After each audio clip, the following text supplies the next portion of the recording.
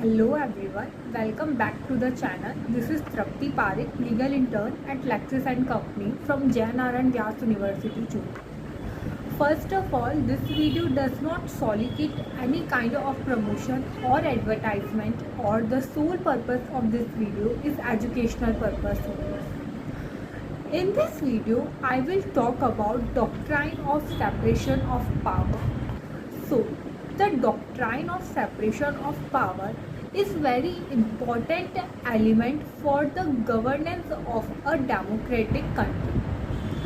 This principle of separation of power corroborates fairness, impartiality in the working of the government. So, what is separation of power? The concept of separation of power refers to a system of government in which the power are divided among the multiple branches of the government, each branch controlling different facet of government. In most of the different facet of the government, in most of the different countries, it is accepted that the three branches that are the legislature, the executive and the judiciary. The legislature means to make the law, executive means to execute the law, and the judiciary means to give the judgment. According to this theory, the power and the functions of the branches must have been distinct and separated in free democracy. These organs, legislative, executive and judiciary, work and perform their functions independently without the interference of the one into the others in order to avoid any kind of conflict. We can categorize separation of power into three features.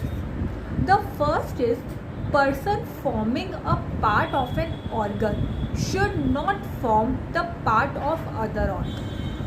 The second is one organ should not interfere with the functioning of the other organ.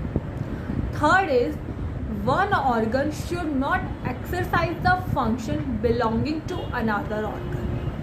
The separation of power is based on the concept of trias politica. This principle visualizes a triplet system where the power are delegated and distributed among the three organs, which outlining the judicating each other. Now, let's discuss these three organs of government in detail. The first organ, as we know, that legislative. The main function of legislature is to enact a law or to make a law. Enacting a law expresses the will of the state, and it also acts as the vein to the autonomy in the state. It is the basis for the functioning of executive and judiciary. It is spotted at first place among the three organs because until and unless the law is framed and the functioning and implementing the judiciary as the advisory body in which applying the law can be exercised. So the next organ is executive. It is the organ which are responsible for implementing, carrying or executing a law. The executive is the administrative head of the government. It is called as the mainspring of the government because if the executive is crack up, the government exhausts as it gets imbalanced. The third and last organ of government is judiciary.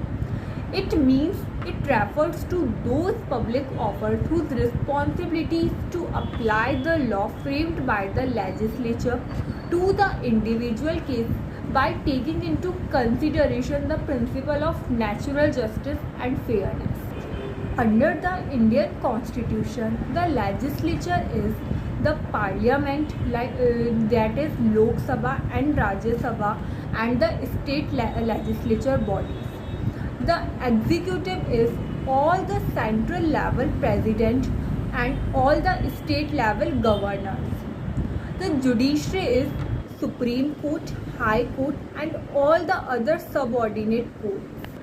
The parliament is competent enough to make any law subject to the condition of the constitution, and there are no separation on its law-making process. The president's power and functions are given in the constitution under Article 62 and under Article 72. The judiciary is self-dependent in its field, and there is no obstruction with its judicial functions either by the legislature or by the executive.